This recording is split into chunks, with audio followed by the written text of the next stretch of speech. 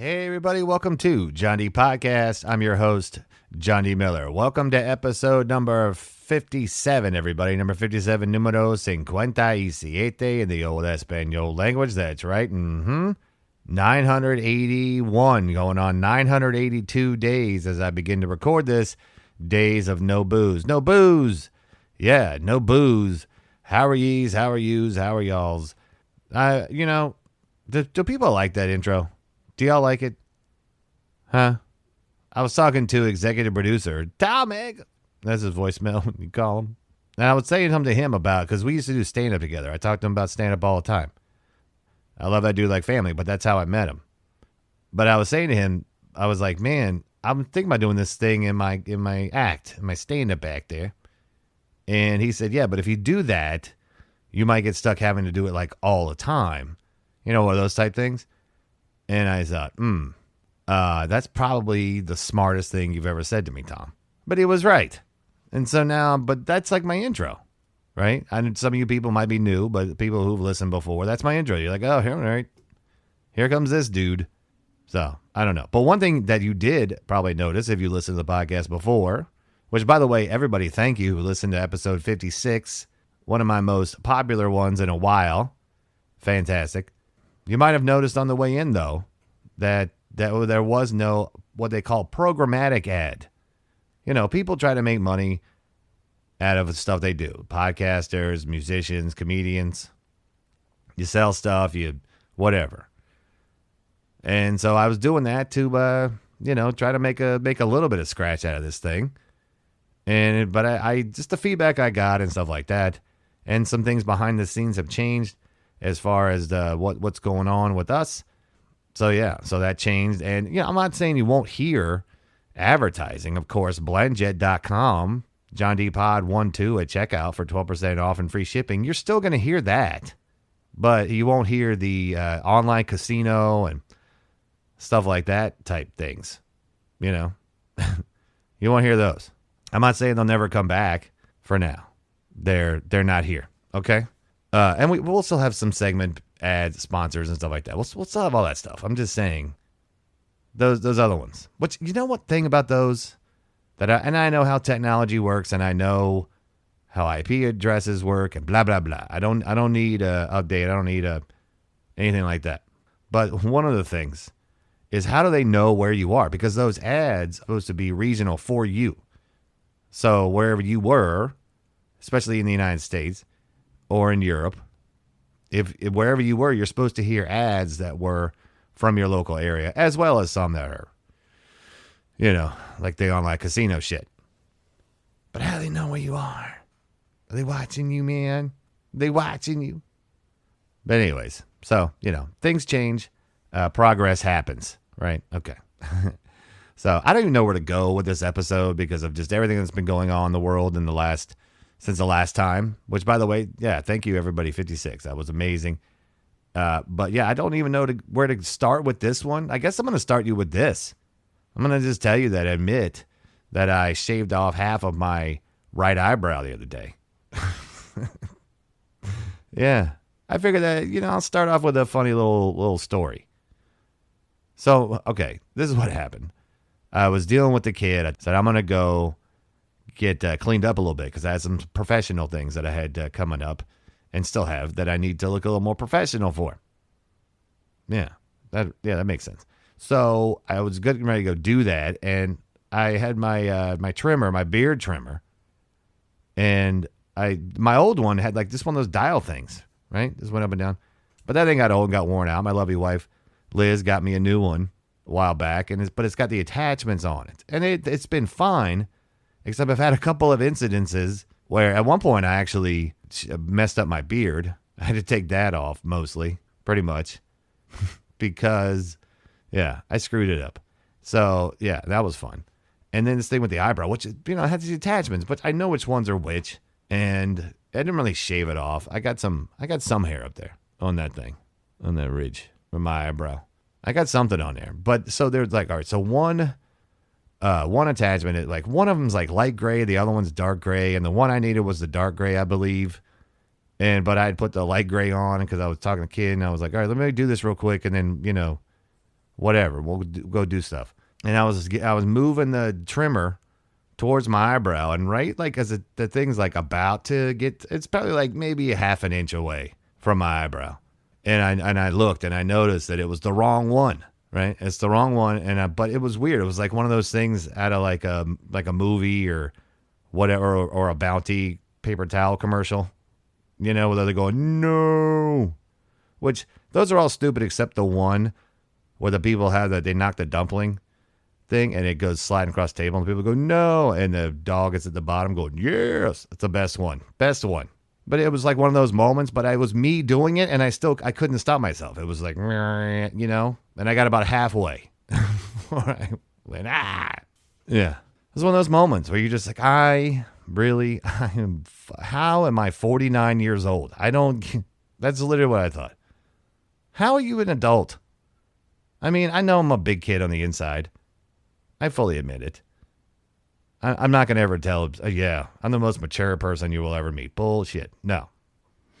And I'm okay with it. I'm just saying. But it was me. It was, So, I still got some fuzz on it. Because, like, at one point, Liz was like, well, you could just draw the thing. You could just draw it back. I'm like, I'm not doing that. The women do, and they draw. Yeah. I'm not doing that. But you know what I found? I don't know why like I said, I don't know what made it stand out to me. I didn't know this. But apparently for a long time in the Greek and Roman era, back at the height of their, what they did, which was a lot, that the unibrow was actually considered a sign of beauty and wisdom for women. Yeah. The unibrow. And that women would sometimes use, this is what called it was a charcoal-like pencil to create the look. Or, this is what really got me about it. Some went as far as gluing goat hair or mouse hair to their arches. How would they do that? Was it honey? What did they use? They didn't have Gorilla Glue back then. Ugh. You go and you watch a movie like the Fall of the Roman Empire or Ben-Hur or even Gladiator. Did any of those women have unibrows in that? I don't think so. I don't think they did. Wait, did History of the World? Oh, that makes me wonder. Also, my thing though is about did the men in Rome and Greece have anything to say about this happening? Like, honey, look, I glued some goat hair onto my face. Yeah, I'm going to join the Legion. All right, I'll be back in however long it takes me to get to Bavaria and back, if I come back at all. I assume that the men actually probably were into it to some extent. Women could be powerful, but they had to be in certain situations to be that way. So I would imagine that if the men were like, hey, I glued some mouse hair on my face. Well, you should have removed the mouse first. Okay. This is one of the things I think is interesting that I saw recently. It was where this guy in a Florida man, which how many stories start with that? A Florida man. This guy named Elijah Mills. He's 27 years old. He lives in Maitland, Florida, which is in Polk County. I scored 4 touchdowns with Polk County. I sound like Hank Hill. Who was it? Who scored 4? It was Married with Children. Whatever the hell that guy's name was. Ed O'Neill's the actor. Why am I spacing on his name? Doesn't matter. Point being, this guy named Elijah Mills, 27, of Maitland, Florida, was put into jail on Wednesday on charges of grand theft motor vehicle and driving without with a suspended or revoked license, is what it said. So here's what this work of art did. He had rented a vehicle from someplace like a Hertz or a Enterprise, the ones that have got their stuff together. Not the type of places that, the side of the road type joints. And you're like, this is not even going to get me around the corner, much less. Yeah. So one of those type places. So he rented the vehicle and then he just stopped making payments on it. The rental of the car. Okay.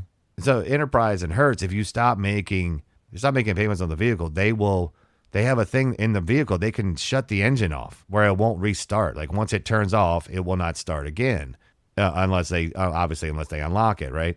So this guy, he was giving Uber rides to people in the car, just taking it around, just picking people up and doing Uber rides. Because of the device or whatever they have the setup, he couldn't let the car shut off because he wouldn't be able to restart it. He left the car running for 3 days straight. That's what I said. Whatever you said to yourself, that's what I just said. Do you think the neighbors ever, hey man, your car's been running for like 2 days?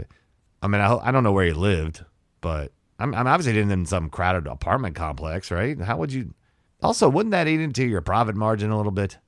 Because you got to sleep at some point in that 3 days. I assume there are ways and means to not sleep much in 3 days. How would he? Yeah, wouldn't that eat into your profit? I mean, gas has gotten cheaper, but it's not that much cheaper.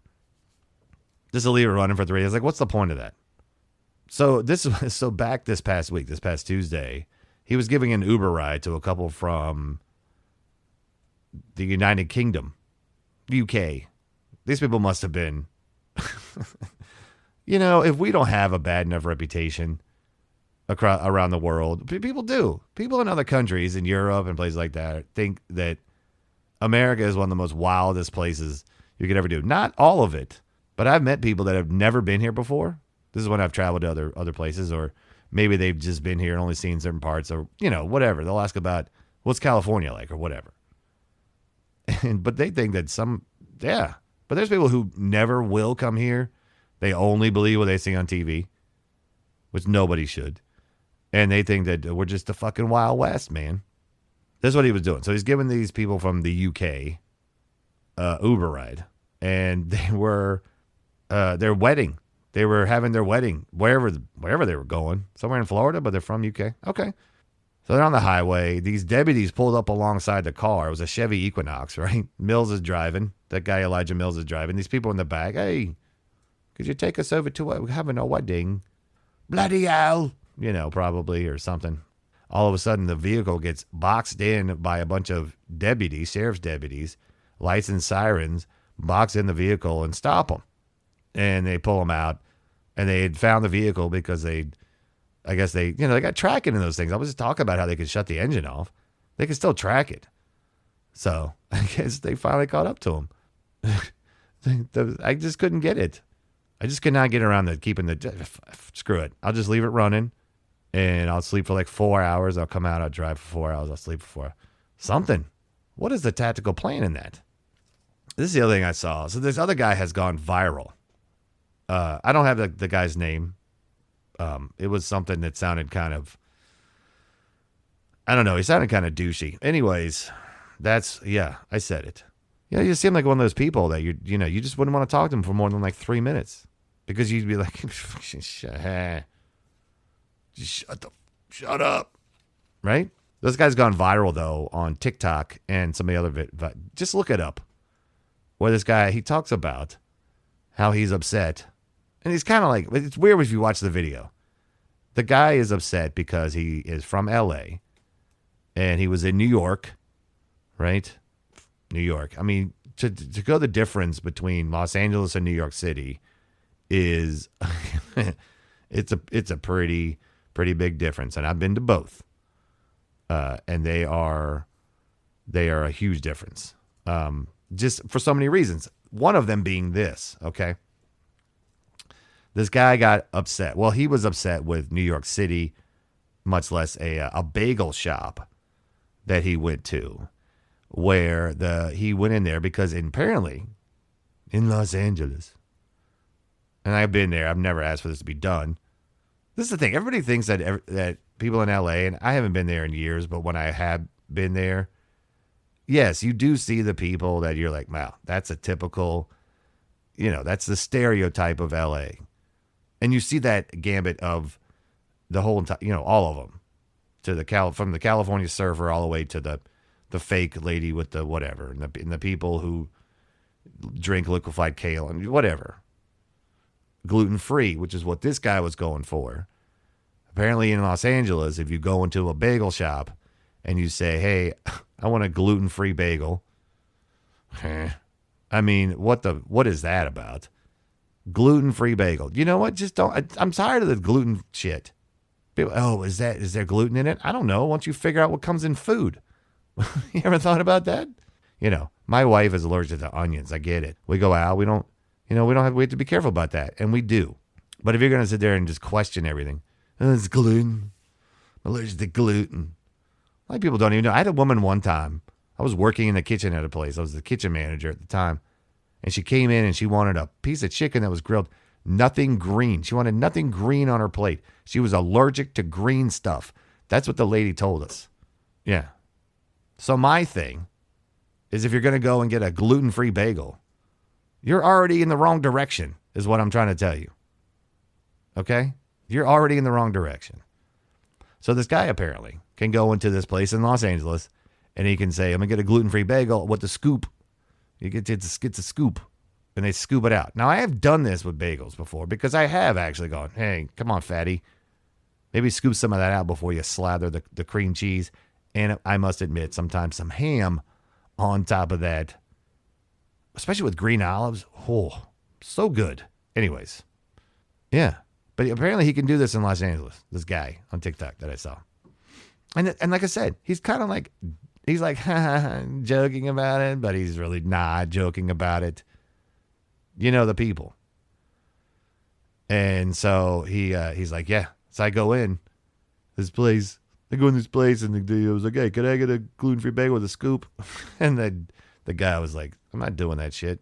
Get the fuck out of here. Yeah. And he's like, oh, I couldn't get that, really? Why couldn't I just get that? I get that in Los Angeles. Because you're not in Los Angeles. Stop going other places and expecting it to be exactly the same. It's not. That's what makes traveling fun. And if you're going to get a bagel that's gluten-free, just shut up. Yeah, can I get a low-fat, gluten-free bagel? You don't want a bagel. Nonsense. So, yeah. I'm just saying. That's one of the things. You're just like, oh my God, how? And at the end of the video, he just is like, okay, well, so that's the way it is, I guess, in New York. On to the next one. Ugh. Just stop. Just stop, man. Where am I at? All right. I got to take a break. Yeah. I got to take a break. Don't forget you can follow me Twitter. I still call it Twitter because Elon Musk can't fix it. On my computer, on my Mac, it still says Twitter. It has the X logo, but it still says Twitter. And I just go to Elon Musk. But for right now, I'm still on there. John D Comedy, JOND Comedy Podcast. John D Podcom on Instagram, John D Podcast on Facebook. You can email the show, johndpodcom@gmail.com, on Threads, John D Podcom. But coming up after the break, we're going to have, I asked, and people, I know you're out there, and you did it. I asked for somebody to email. I got two of them. 1, 2. Yep, I got them. And it's fantastic. So we're going to read an email, one from Tyler and one from Kelly when we get back from the break. And then we got some other stuff to talk about, including some are lighthearted, some are not. All right. But I want you to hear it. So please stick around. More John D Podcast right after this. When I quit booze for good, one thing I learned was to always keep your palate entertained. And one of my new favorite ways to make it happen is BlendJet 2. BlendJet 2 is portable, so you can blend up a smoothie at work, a protein shake at the gym, or even an NA margarita on the beach. It's small enough to fit in a cup holder, but powerful enough to blast through tough ingredients like ice and frozen fruit with ease. BlendJet 2 is whisper quiet, so you can make your morning smoothie without waking up the whole house. Lasts for 15 plus blends and recharges quickly via USB-C. Best of all, BlendJet 2 cleans itself. Just blend water with a drop of soap and you're good to go. With over 30 plus colors and patterns to choose from, there's a BlendJet 2 to complement just about any style. What are you waiting for? Go to blendjet.com and grab yours today. And be sure to use the promo code JohnDPod12 to get 12% off your order and free 2-day shipping. No other portable blender on the market comes close to the quality, power, and innovation of the BlendJet 2. They guarantee you'll love it or your money back. Blend anytime, anywhere with BlendJet 2 Portable Blender. Go to blendjet.com and use the code JohnDPod12 to get 12% off your order and free 2-day shipping. Shop today and get the best deal ever. BlendJet 2. And welcome back to part 2 of episode 57, John D Podcast. How was your break, everybody? How was it? Huh? Did you have a good time? Mine was just literally a matter of a few minutes. That's all it was. I know. You hear me rustling papers around? It's because I got my notes everywhere. All right. As I was saying before the break, though, we had some emails. I did. johndpodcom@gmail.com. I said, hey, can you guys send me some emails? I haven't had any in a while. And a couple people answered. This first one is from Tyler. Dear John D., how's it going? Pretty good. I just want to drop a line to express how much I'm enjoying your show. And you asked for people to email.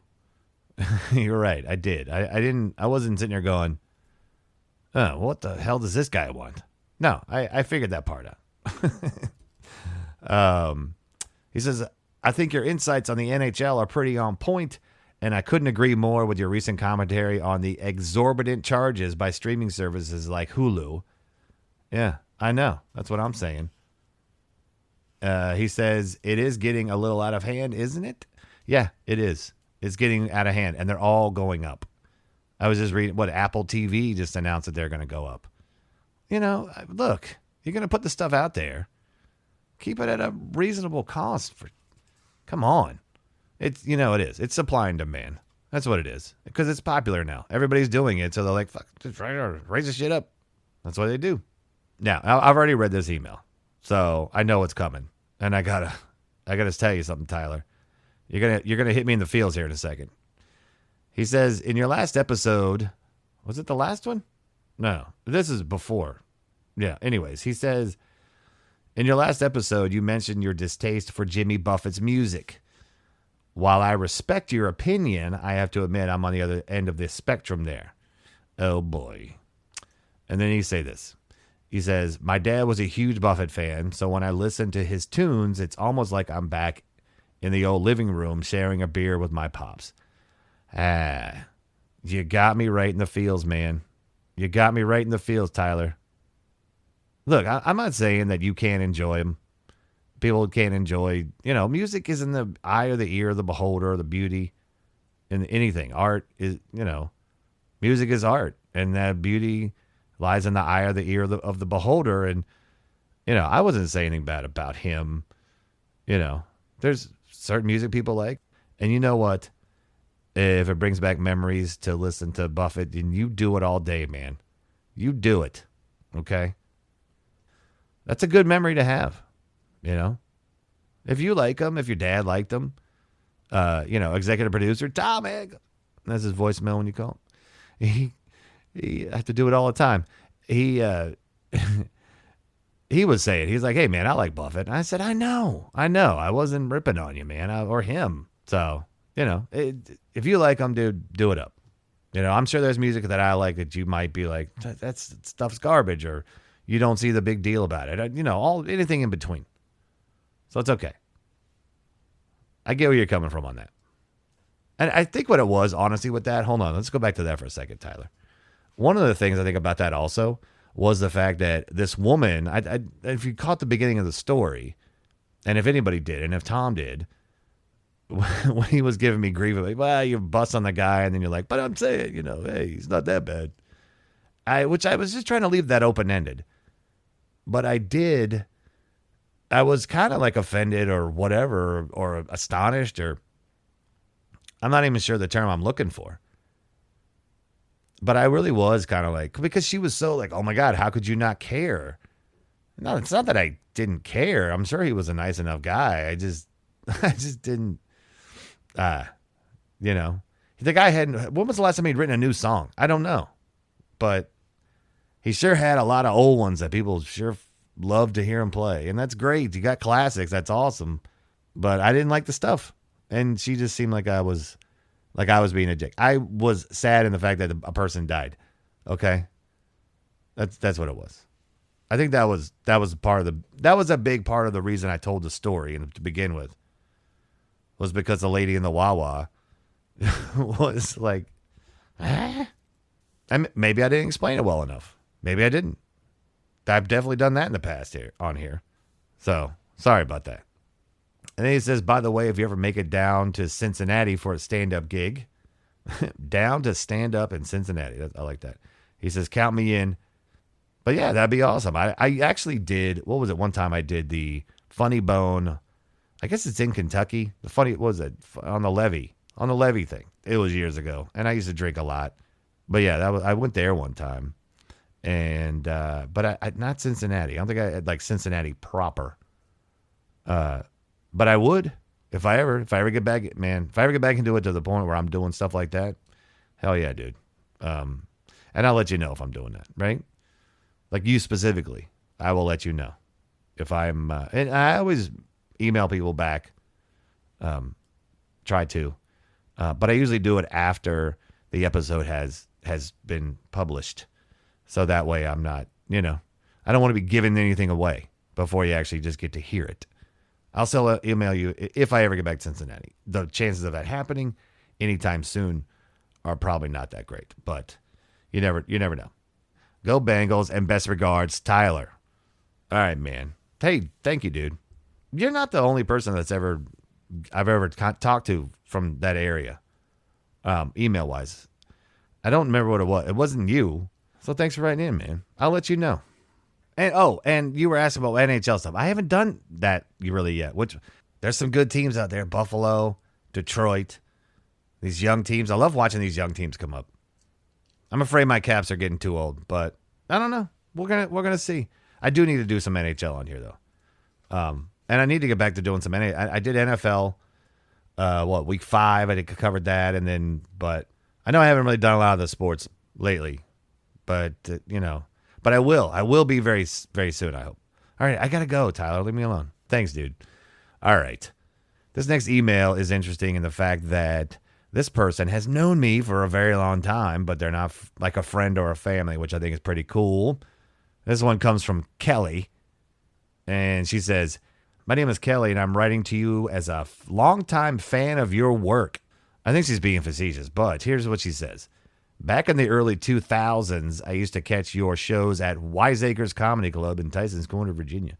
Wiseacres Comedy Club in Tyson's Corner, which up in Fairfax. If you don't know, that's a D.C. area. For anybody, that's where I started out. A lot of great comics I met in that place. Locals as well as ones that would come through and work the weekends. Fantastic. I miss that place. She says they at Wiseacres Comedy Club in Tyson's Corner, Virginia, always after a rambunctious happy hour with my dental school pals. And I remember there was a group that would come in. They would come in on Friday nights. It was one show on Friday, 2 on Saturday, and they would come in Friday night show after happy hour across the street. Which, why do I always forget the name of that bar we used to go? Mr. Henry's, I think. Yeah. Why do I always forget that? This is where if Tom was on the show, he would just say it, and I go, yeah, that's the one. Because he always remember it, and I don't. But I used to drink a lot, so I've been a listener of your podcast since around episode 20. That's going back a little ways because, I do have some breaks in there where I'm not always right on it. But that's a good one. That's a long time. And she says, and I must say, the way you've transitioned into this medium is truly remarkable. Always reminds me of those good old days at Wiseacres. Okay. I don't know how, but I mean, if I could go back and do Wiseacres all over again, geez, like just that growing phase. But it was also me as a person. That's one reason, I guess, why I always miss it so much. You miss things because not just necessarily what you were doing at the time, but also like you'll miss things sometimes. Like, oh, I miss being in that place. I miss doing that. And you miss it not just because you were doing it, but also where you were at a time in your life. And at some points, it was awful. But at the same time, it was also just times and things you just never will forget. And things that you learned. But here we go. She says, on a side note, I recall Tom Handcuff, your executive producer. I said it normal. Your executive producer from the Wiseacres days. He was an absolute riot. Yeah. There you go, Tommy boy. Huh? That should make you feel good. Ooh, y'all are a rowdy bunch, too. I remember, his things I remembered.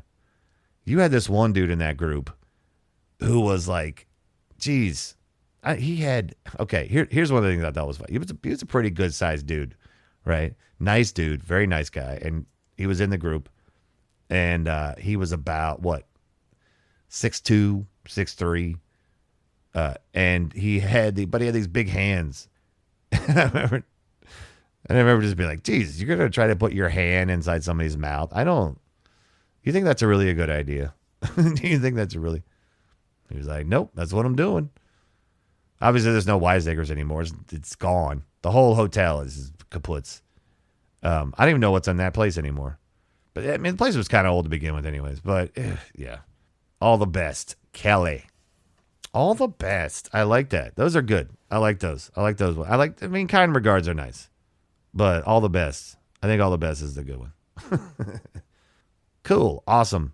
Thank you for writing in, Kelly and Tyler. That was really cool. That, and I think Tom will get a huge shout out. I'm not going to tell him ahead of time.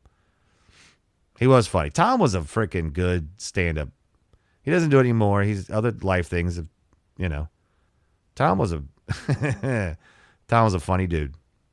He still is a funny dude. He just, I'm not even gonna tell his jokes, but yeah, that's pretty cool. That's pretty cool that she remembers.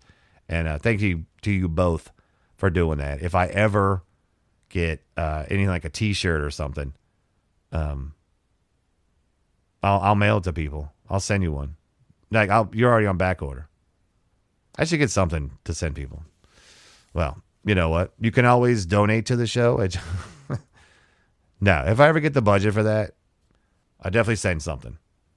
Well, thanks for writing in. And you know what? I'm not even going to get to everything I want to talk about because I've just been talking about other things and I just ramble on. That's what I do. I stopped even doing the whole, not going to be a long episode, and then I talk. Yeah, I'd have to do it all the time if I did that, right? But let's do our charities, okay? Let's do those. No Kid Hungry. Many school-aged kids are in situations where the best meal of the day for them comes from school. No Kid Hungry helps children with meals when children in need are away from school, such as weekends and holidays. No Kid Hungry, okay? Wounded Warrior Project. The brave men and women who have served our country deserve the best care that we can give them after they return home. Some of them have wounds that are external or internal that they might need help with, or even just accessible housing. Wounded Warrior Project, okay? Bestfriends.org is making a difference by helping homeless dogs and cats in shelters be adopted faster and in more numbers. Their goal is to have the entire country no-kill shelters by the year 2025.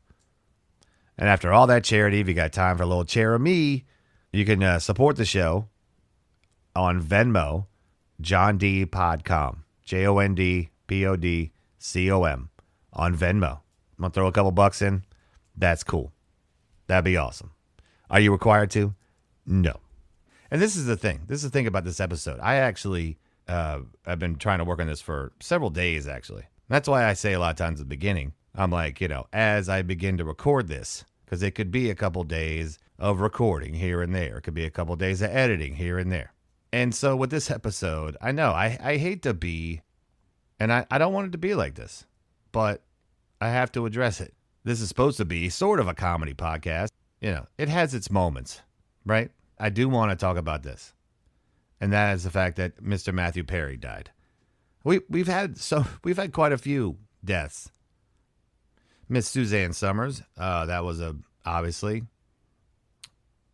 great history behind her and what she did. I mean, she was an icon. She really was. You can't take it away from her. She really was. Mr. Burt Young, we all know as Paulie from the Rocky movies. I always really liked him as a chauffeur in Back to School. Oh, that was great in that. Just the typical Goonie type of guy. Richard Mall from Night Court. I always loved this one line he had in Night Court where he was barring Dan, the perverted prosecuting lawyer. He was borrowing money from Bull, Richard Mall's character, because he had some sort of a hot tip on something to make money. He needed the money to go do the bet or something like that. And so he's getting the money from Bull, and Bull says to him, he's like, okay, I'm gonna get this money back, because if I don't, I'm gonna rip off your head, I'm gonna empty it, and then I'm gonna use it for a planter. It was just funny. He just said it like, this is fact. This is what's going to happen. But it was hilarious.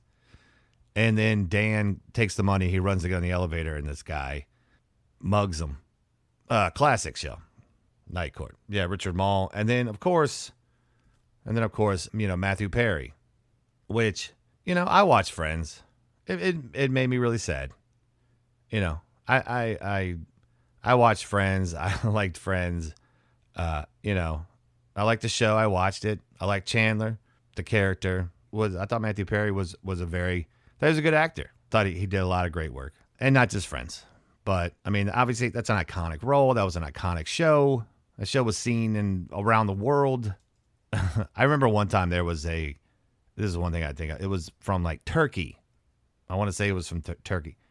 And it was a person, there was a person that was, like an American, but they were over there on some sort of a trip. And they had a picture of the TV. And on the TV was a picture of Joey and Chandler from Friends. It was probably an old one. But yeah, it was on there. Why it really made me really sad was because, I've struggled with my own addiction with alcohol. And when I first decided that I was going to quit, like I got to do something, I'm I'm feeling it. Like I'm feeling like I'm good. Something bad's going to happen if I keep doing this. If I keep going the way I am, I need out. But I knew it was going to be very hard. But I wanted to be able to break the addiction. But I also knew that, the physical addiction is one thing. The mental and emotional addiction is another. And so when I first quit, the first day I woke up, for some reason, I don't know. I was kind of half asleep, to be honest. And they gave me this medication to take for the first few days. Linkin Park's "What I've Done" was a song that it became like my anthem for a little bit there. And it's a good tune. And another thing that I also really kind of bonded to and glammed onto, or whatever the word you want to call it, was reading about Matthew Perry and some of the stuff in the interviews and stuff like that, and hearing some of the stories about what he had gone through. This is back in February of 18th. I quit drinking February 18th, 2021. And that's when all this had started. But hearing about everything he had been through, with just the pills and everything else, and thinking, one, I don't have it that bad. But also, if somebody who has that much can be in a situation that where they're feeling the way I'm feeling, and they can do what they've done, it gave me a good bit of hope. And so it it really bummed me out. I know it bummed a lot of people out. I'm not the only one, but that was one of those, he really inspired me in a lot of ways to really get away from alcohol permanently, for good. And in a couple of weeks, I'll be at 1,000 days. So he was one of the reasons why, even after I quit drinking, and I continued to read on about what was going on with Matthew Perry and what he'd been through. He was expressing to people about how he really wanted to help people who had also been fighting addiction. And that was really, man, and it had inspired me to be the same as well. It really had. It really inspired me to say to myself, you're going to do this, and you're going to help other people do this. And I really am. I really do. Anybody who ever hears this, whoever wants any sort of direction or anything, I'm not sure what I can do, but I'm always willing to help. And that's one of the things that Matthew Perry said. You're always willing to help other people. That's what you should be in life. And it's one of the things that I've really tried to practice and do. And it's one of the things is, and I say it all the time, empower the people around you. And your life will be better. And theirs will be better. And help the people around you. I'm not saying you got to go too far out of your way, but, there's things you could do. And his way of helping was by trying to help people understand that addiction it doesn't have to rule you. It doesn't have to rule your life. And I'm not saying that I have everything under control in my life, but I do have alcohol under control, and I think I'm doing great with it. I'm proud of myself, and I want to just give at least partial credit to Matthew Perry for helping me do that. It really was one of those situations where I said, hey, I like that guy. He seems like a cool guy. He fell into the pits of addiction as well. But he's fighting it. I could probably fight it too. Yeah, I could do it. So for that, thank you, Matthew Perry, and may he rest in peace. I feel like that's good. I feel like we need to stop for today. Executive producers for John D. Podcast are Tom Handcuff and Liz Miller. Thanks to them each for helping to make this happen in their own ways. This episode was recorded and produced by yours truly, John D. Miller, in the Amber Tree Media Studio. Don't forget, blendjet.com. Use promo code JohnDPod12 for 12% off and free shipping. Thanks for listening, everybody. Please like, subscribe, download, tell your friends. This has been episode number 57, numero 57, in the old Espanol language of John D. Podcast. Take care of yourselves. Take care of each other. And until next time, later for you.